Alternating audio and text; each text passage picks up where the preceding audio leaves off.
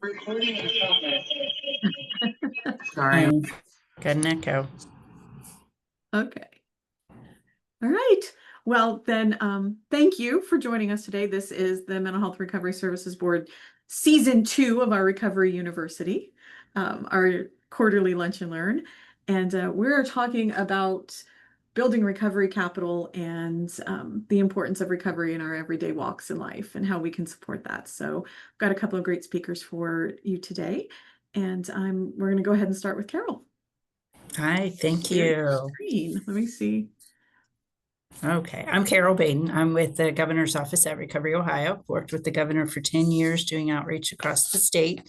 Started with opioid addiction, and we obviously have expanded to include substance use, mental health, trauma, all the things, and many programs that have been incorporated to get people the assistance that they need. So I am going to turn off my camera. I just want to make sure that my Wi-Fi stays as good as possible. You know how that can work sometimes. Yes.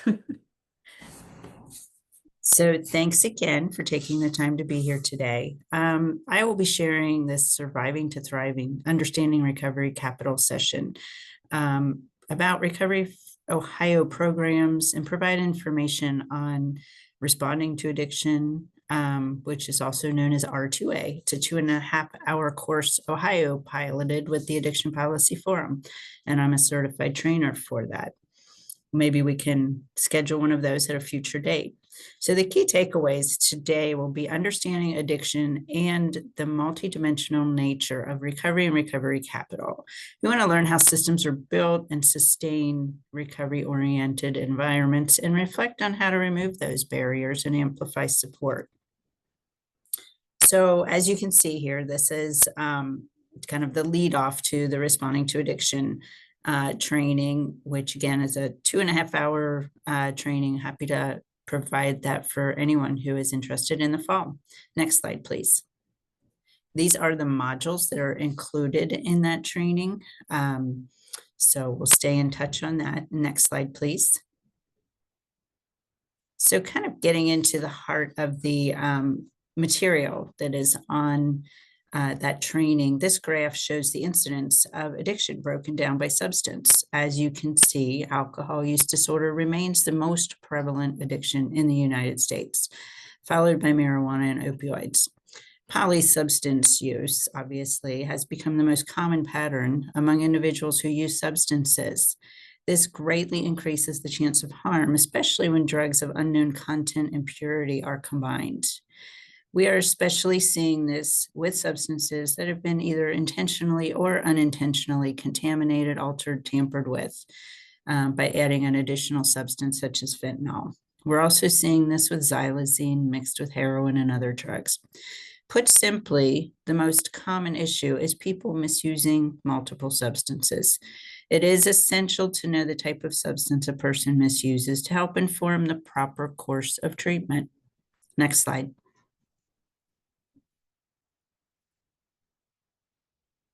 It's also important to remember we have the tools we need to respond to this disease, and we need to respond to addiction like we have responded to hundreds of other diseases, communicable, non-communicable. How do we do this? First off, we reduce the number of individuals that contract the disease through prevention, education, and strengthening those protective factors. Second, we increase early detection, and we increase intervention and treatment for folks being diagnosed, training providers to identify early signs of substance misuse, screening in schools, healthcare settings, and workplaces, and increasing access to treatment and recovery supports. And third, we improve survival rates by expanding naloxone availability, fentanyl test strips, and we increase access to that assessment and evidence-based treatment. Treatment must be planned to suit individual needs. No single path or method is appropriate for everyone. The appropriate methods of treatment also vary depending on the types of substance a person is misusing and the level of severity of their substance use disorder or addiction. Next slide, please. Most addiction begins in adolescence, and as the illness progresses, there are many points of intervention. This continuum illustrates how many interception points there are to engage individuals sooner, from family, education, healthcare, faith organizations, employers, criminal justice system. Obviously, we'd like to intervene before then, and many other points like children and family services. We all have a role to play in changing how we respond to addiction. Getting help for people who are struggling with substance use can help disrupt the worsening of symptoms in this chronic progressive disease. It requires training and resource at every point of contact. Next slide, please. The biopsychosocial model recognizes the importance of treating the whole person, not just addiction. We look at the bio, which is biology. This includes genetic predisposition and family history, deepening understanding of the biological implications of emotional trauma. Remember the ACE scores. The physical health of a patient from consequences both related and unrelated to substance use disorders, and any co-occurring disorders, including mental health, physical health. Psychological addresses health coping skills, mental health, self-esteem and worth, and trauma, both individual and family. And the social aspects look at family connections and relationships within the person's life and any existing healthy peer connections. In treatment and recovery, it is essential to move away from people, places, and things, which is a very, very difficult task. Easy to say, but can be very difficult for folks to do. So getting away from those people, places, and things that led to our substance use disorders. Placing patients with substance use disorders in the one-size-fits-all treatment will not produce the best results. Treatment should be individually tailored. Next slide, please.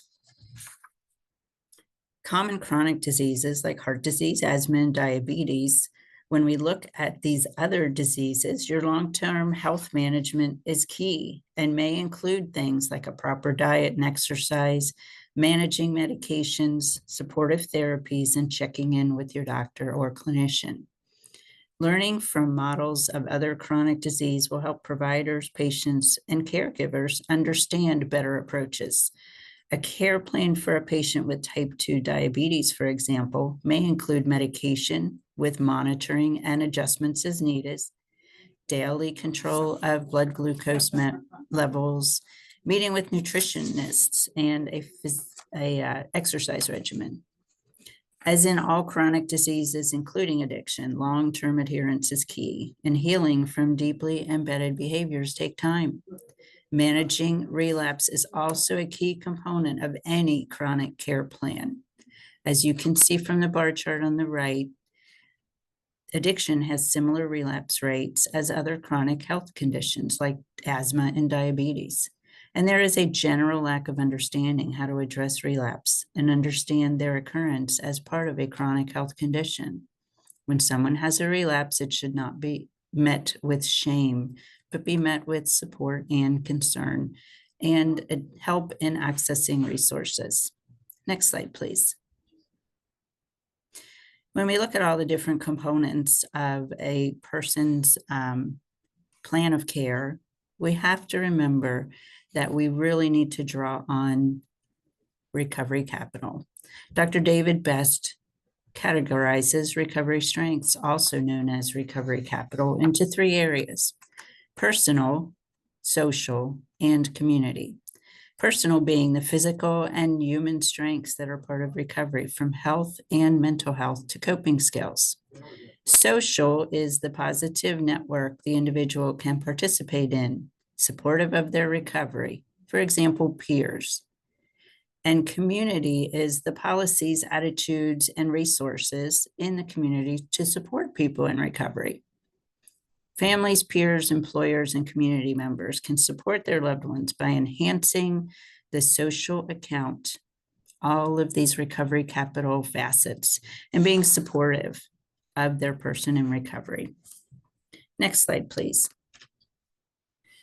So when we look at kind of the breakdown of these different recovery capital components, you can see from the list here, the importance of maintaining that personal, social, and community recovery capital.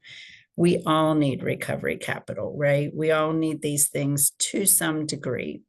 We want to make sure that we are stable in our community and our personal health and well-being, and also that social capital is extremely important.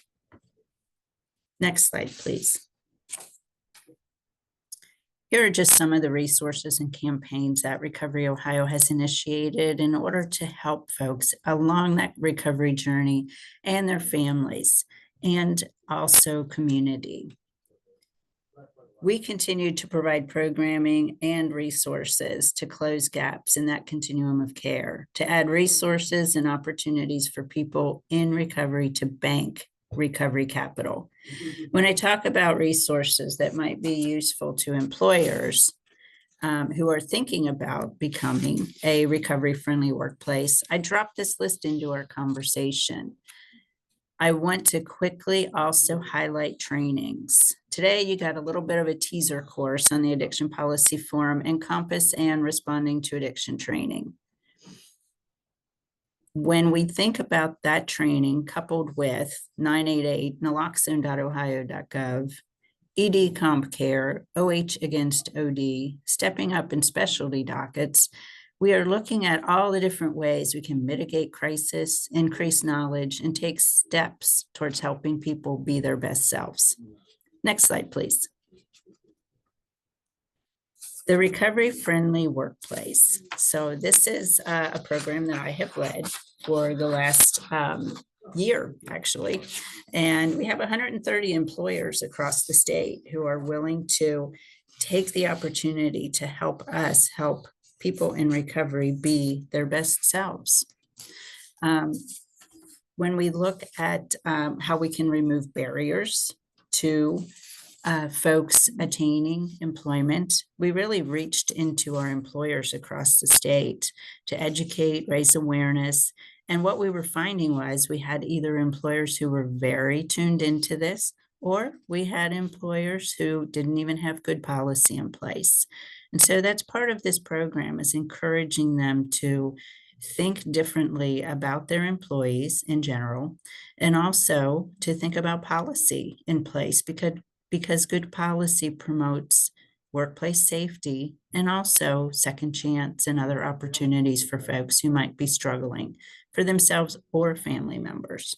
Next slide, please.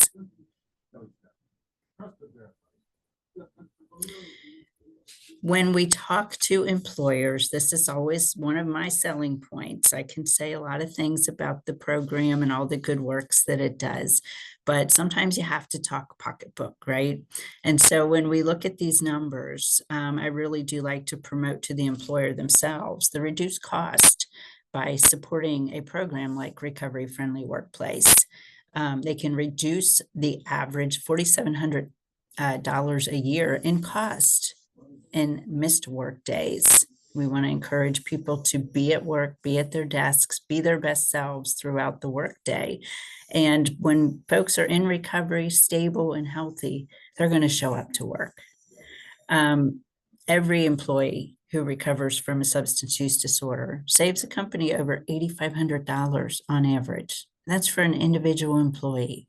So again, great sell for the program. I think it's important to remind employers that it's not just, the human component, but also can be the fiscal component as well.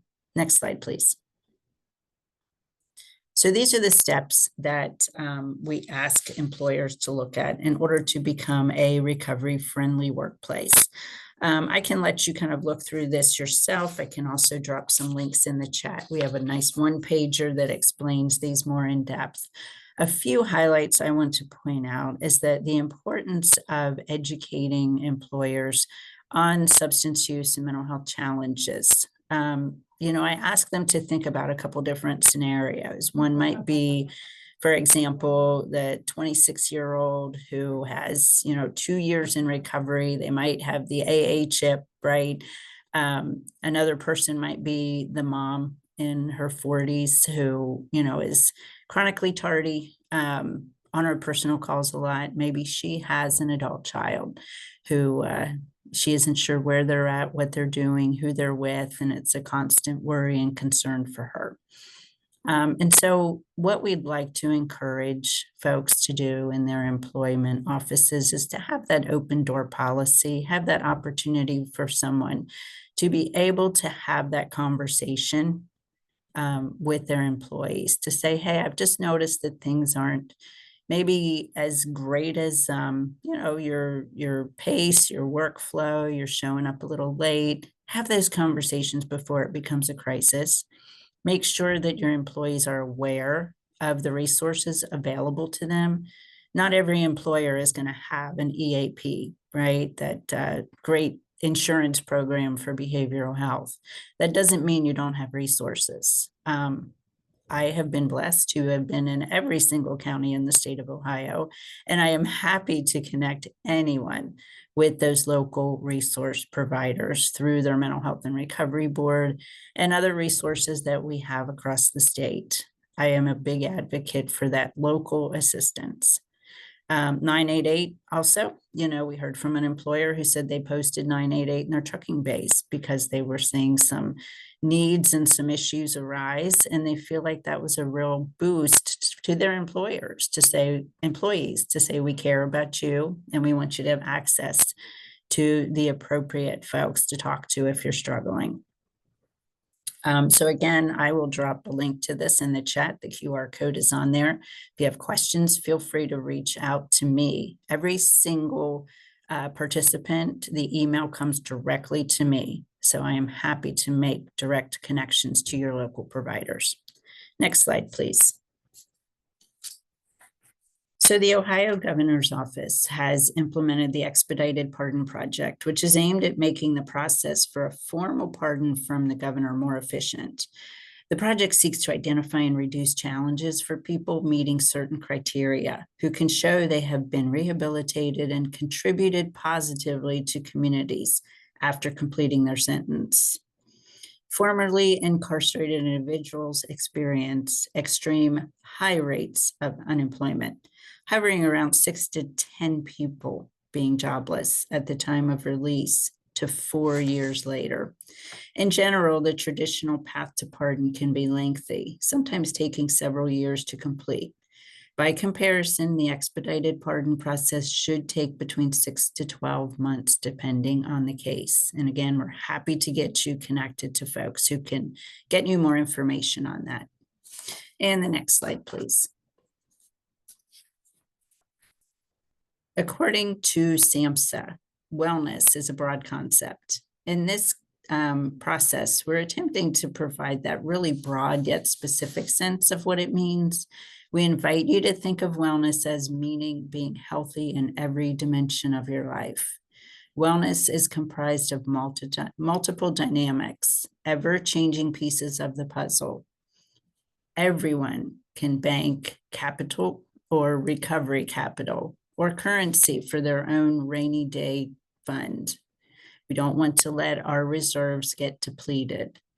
When someone in recovery can increase their recovery capital accounts, whether that be, successful pardon, whether that be recovery-friendly workplace employer, taking advantage of some of these programs. 988 isn't just for crisis, someone to talk to when you need someone to talk to. So when we think of all those different aspects, every time we take advantage of what is available to us, we increase our chances to be our best selves. We're really proud of the work we've done in constructing Ohio's opportunities for wellness, for recovery. So again, please lean in if you have any questions. We just want to reinforce that every dimension is interconnected. Overall well-being is really important. And I want to make sure that everyone also maintains practices of self-care. 2 reasons I really like that responding to addiction training. One is we use a couple modules to equip people to have those difficult conversations with someone. You know, it's a really tough red-faced conversation to ask someone if they need some help with maybe a substance use issue or mental health challenge. But when you have the science behind you, it becomes much easier, right? And secondly, because I think it's so important, everybody needs to practice self-care. And so we need to remember that in our daily lives and think about others who maybe don't have those resources. And that's all I have today. I'd like to thank you for having me. This was a great event, and we appreciate being able to share. Unmute myself. Thank you, Carol. Does anybody have any questions?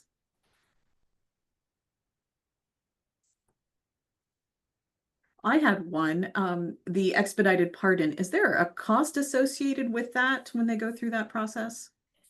That is a good question. I am sure that there probably are some costs associated. However, my guess is that there is structure in place to help people with the fiscal responsibility that would be associated with that. And do remember, it's not available to everyone, right? There are certain felonies that are restricted under that, but the majority of them are covered. And we would love to see, you know, folks get some traction in that area. I will check into the cost, you know, aspect and find out. Thank you. Thank you so much again. We appreciate you being here, and that's great information. And I think we'll talk more about Okay, scheduling yeah, some training. that sounds great. That sounds great. And thank you again. I hope you all have a great day. I do have to hop off. I've got to hop on another call, but I'm going to drop a couple things in the chat. Feel free to reach out. All right, thank you. Thanks. All right. So our next Amanda Snellings from Perry Behavioral Health is here to talk about surviving to thriving in recovery. Thanks for hopping in last minute and for catching the broken link. I appreciated that. It's okay.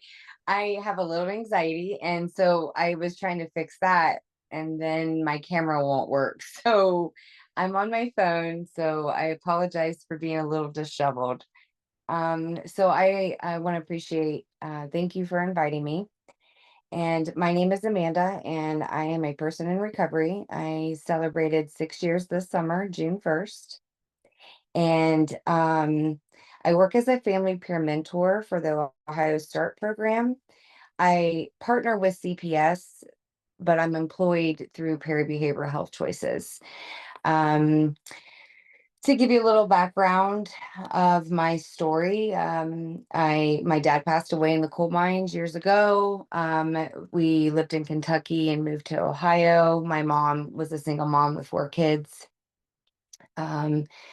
So we as a teenager, I made some poor choices, and I ended up myself in CPS care when I was 15. I went to several juvenile boot camps, and went to an alternative school. My senior year, I ended up not completing due to abstinence, and received my GED. So by the time I was 18 to 20, I went to college on my own. I was pregnant by 20 with my first child. So in my just a little synopsis of my 20s, I was a single mom. I received my associate's degree, and I would party kind of on the weekends. And then it turned into basically overflowed to the weekdays. And then I was caught up in the opioid epidemic. It affected my family. My sister and my grandma both had cancer, so they were overprescribed, and it became a family affair. So we were selling them, abusing them, and then by the time I was 28, I was injecting heroin. I said I would never do that, and I had transitioned to that lifestyle because I could not keep up with the demand of the prescriptions. So that shortly after that, I lost my sister and my mother-in-law and my grandma all within a 6-month period. So I never really properly dealt with the trauma of losing, not only my dad at 4, but my sister. I had a friend that committed suicide in my early 20s. So I used to cope because I didn't know how to manage my emotions correctly. And again, in my 20s, it was kind of like a weekend thing. And then I didn't realize that if I was happy or sad or mad or celebrating, I would use. So um, it kind of excelled. By the time I had my third child, I could not stop. Now with my first 2 kids, I could quit. I, I, I hadn't activated my brain where I had to use it. It's just like how you breathe or how you eat. I was using to just get up for the day. And so by the time I was 33, I had a divine intervention with going to the hospital, and I had talked to a social worker who kind of highlighted, if you continue down this path, you're going to lose your children and you're going to lose the one that you're pregnant with. So this was actually my first time ever hearing about recovery or anything related to um, like MAT treatment, which is the medically assisted treatment. So I was on Subutex, and I was attending meetings, but I wasn't, I would say, participating. I wasn't doing any training or any counseling for my trauma.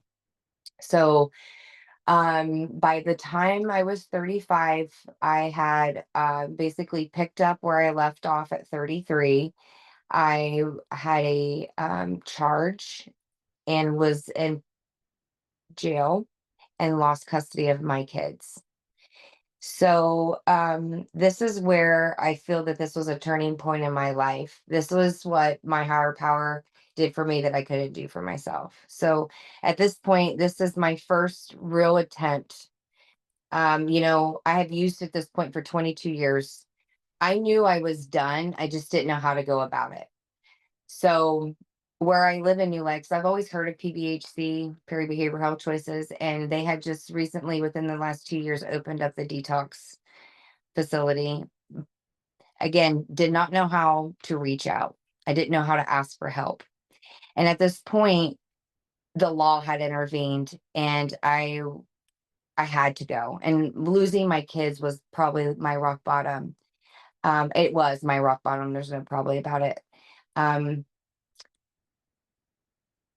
and then to repeat history, like where I was a CPS case when I was 15, and then now my children are involved. So now I'm in treatment, and I'm learning coping skills. I'm learning about trauma. I'm learning about things that I did in active use, um, that I made excuses for when I was raped. I just thought, oh, it was because I drank too much. I put myself there.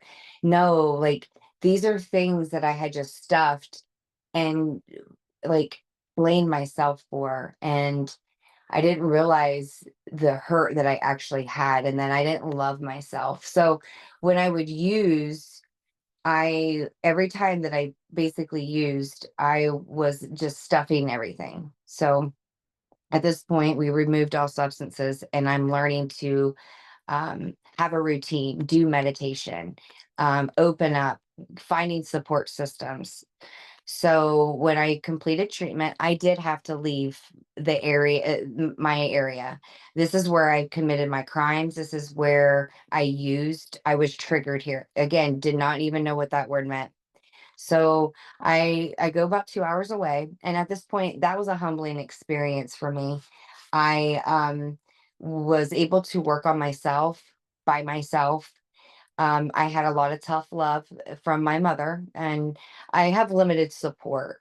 Not saying that there wasn't people that loved me, but in my active use, I had pushed them away, and I think they were loving me from a distance.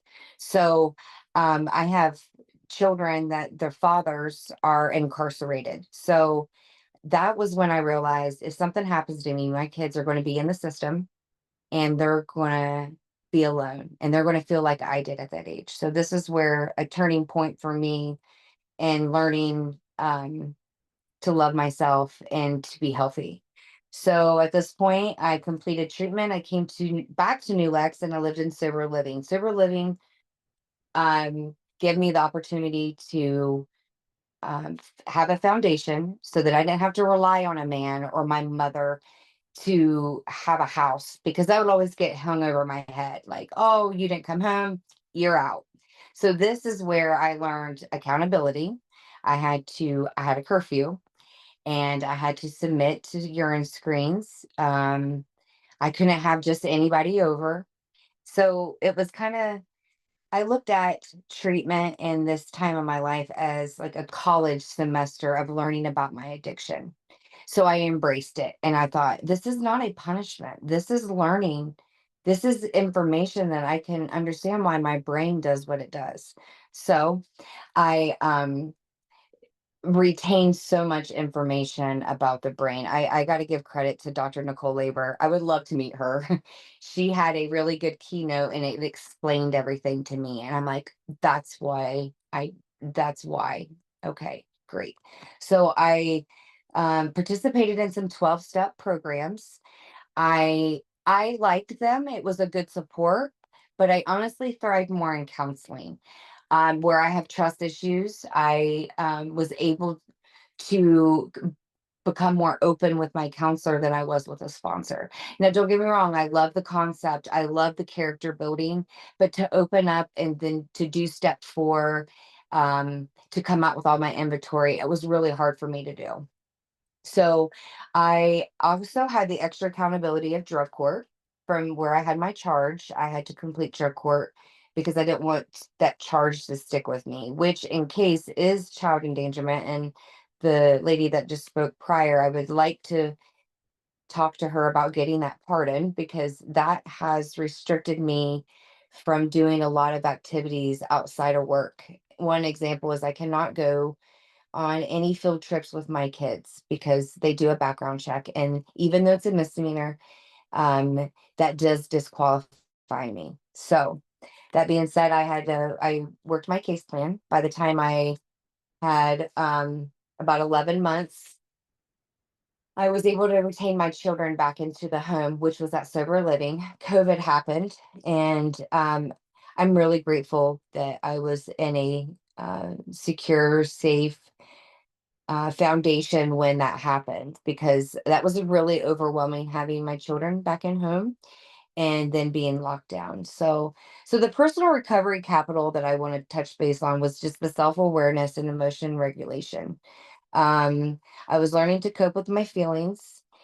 So whenever there was a bad day, I didn't want to reach for the bottle or pick up a pill.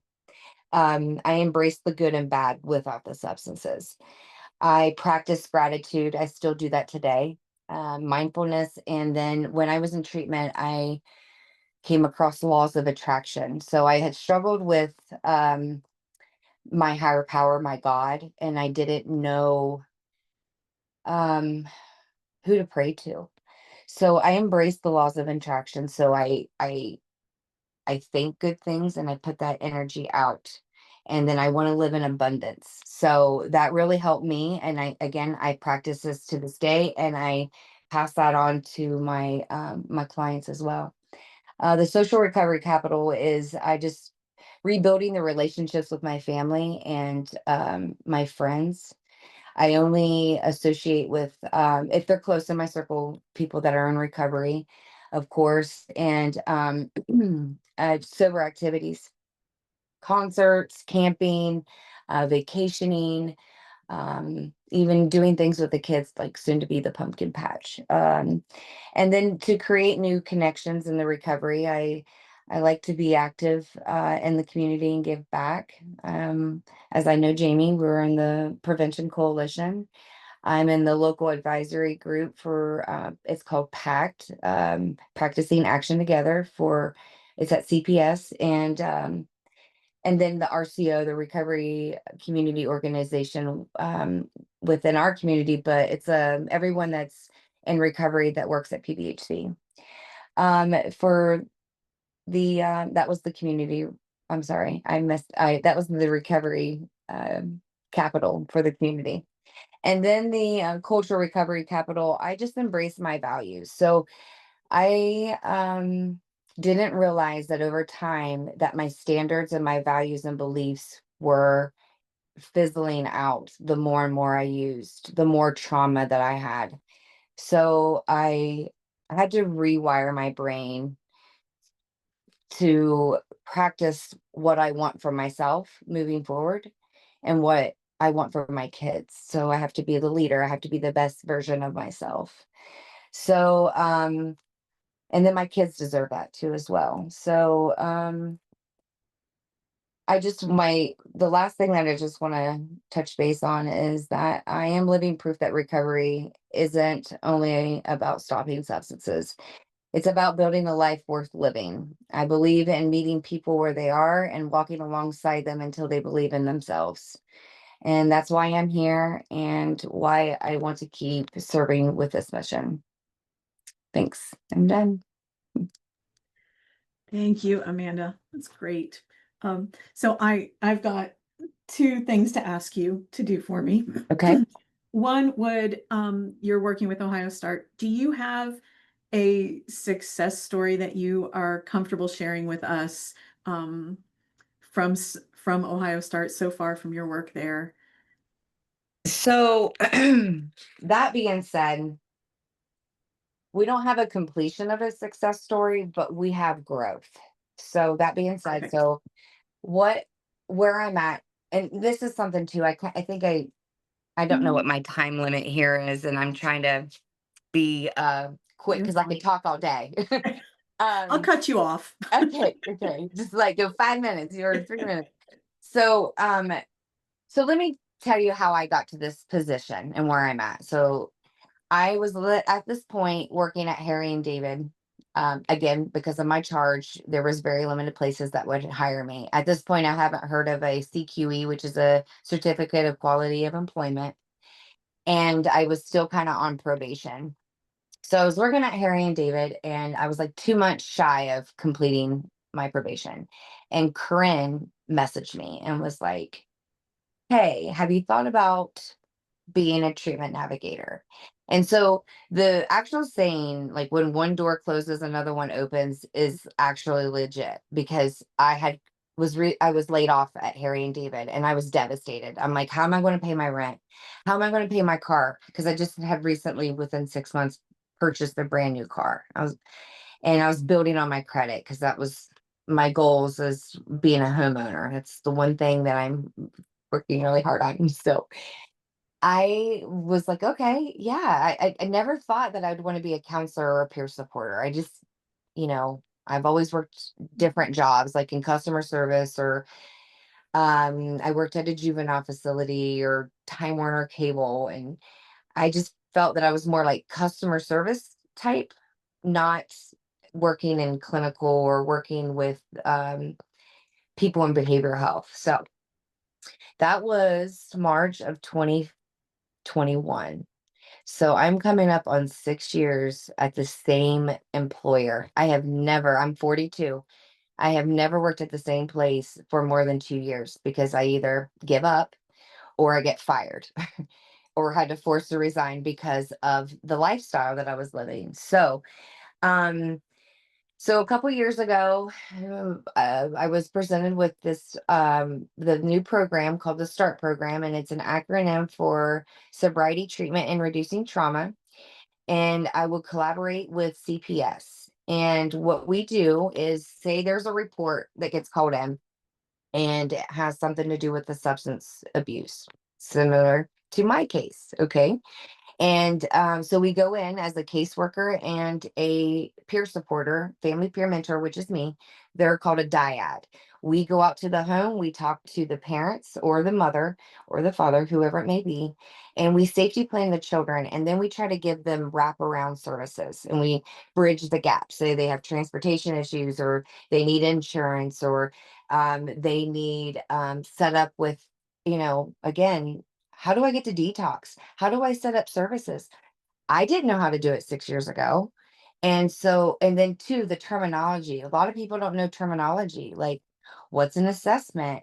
What does it mean? What's a dual diagnosis? What's codependency or even CPS? What's intake? What's ongoing? What does an ex parte mean? What's a safety plan? Like, so I'm here to kind of help them navigate through both CPS world and behavioral health world, because they do intertwine sometimes. And then in this case, in this program, it specifically does.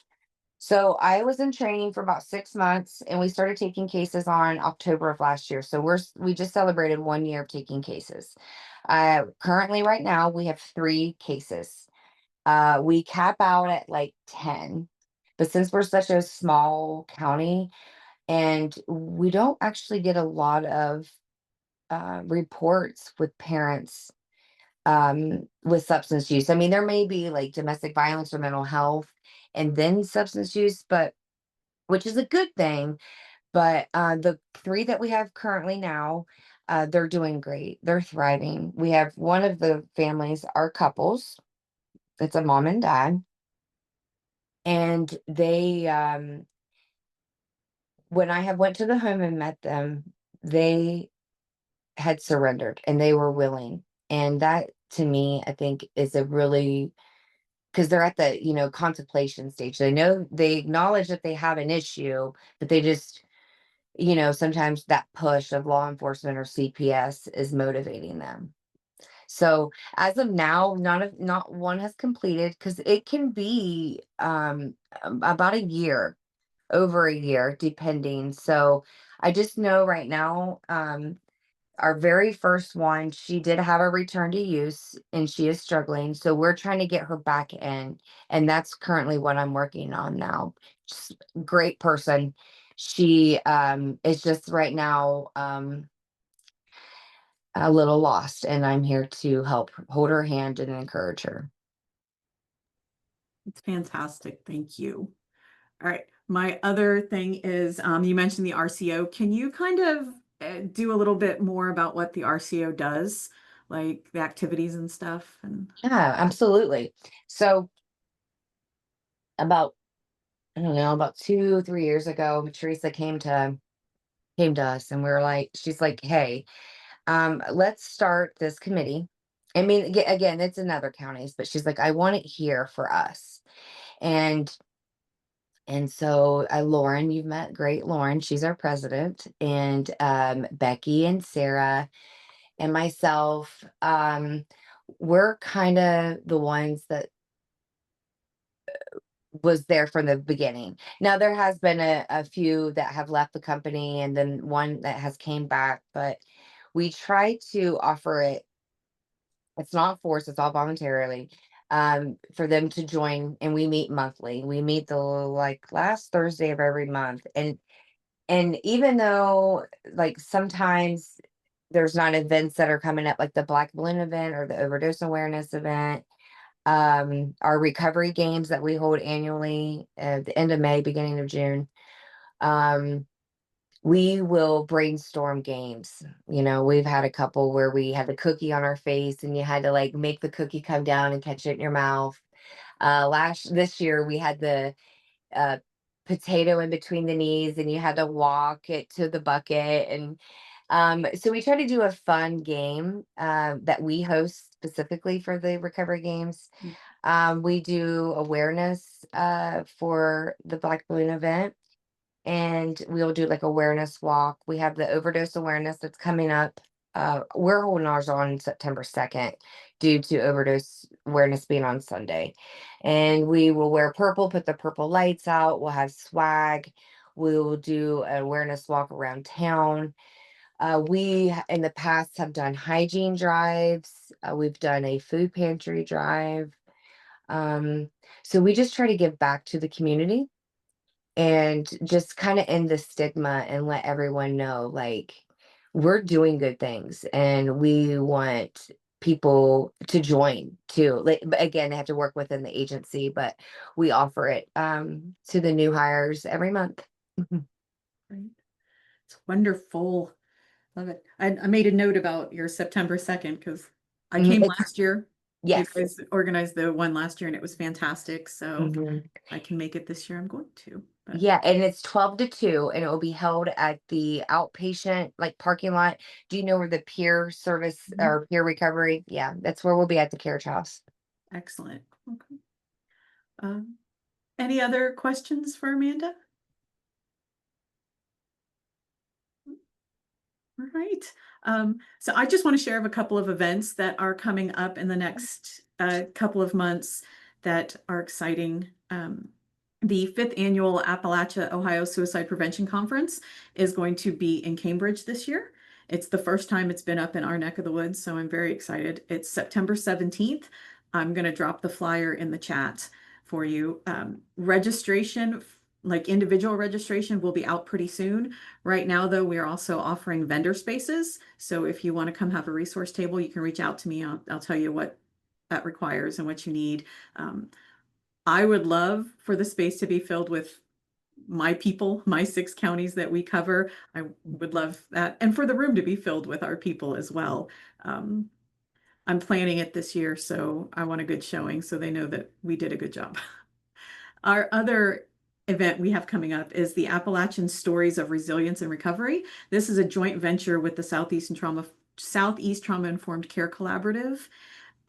It's very neat. It's a great idea. We're having host locations around the region. We'll have one here in Zanesville at OUZ, and we will have things happening live in our locations, but we're also going to be connected virtually to the other locations.